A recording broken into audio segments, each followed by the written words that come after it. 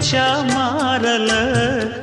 அந்த கதை பாதியில் முடிஞ்சு போனதையா தேரல பச்சை மண்ணு ஒன்னால பல பழி சுமந்தா தன்னால பாவம் பழி முன்னால வந்து படருதையா தன்னால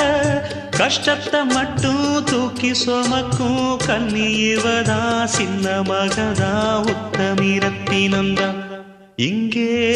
மானமுள்ள பொண்ணு ஒண்ண மனந்துடிக்க விட்டாக மறுதலிக்க வச்சாக